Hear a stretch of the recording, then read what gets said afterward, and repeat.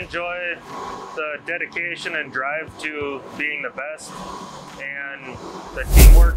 My name is Tyler Klausman, and I worked here for a little over 4 years.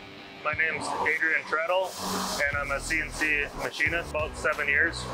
Van Fouquet, I've been here 25 years altogether. I'm an A machinist.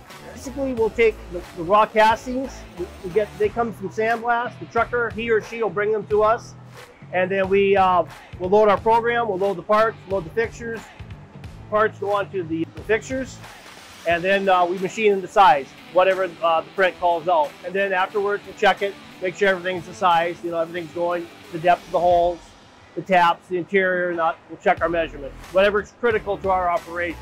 30% of my job description where I'm doing rework or trying to figure out something for somebody else, I find that really intriguing. So then I get to do all my own setups. Like I said, with DPS, I get to do my own programming, and I find that enjoyable.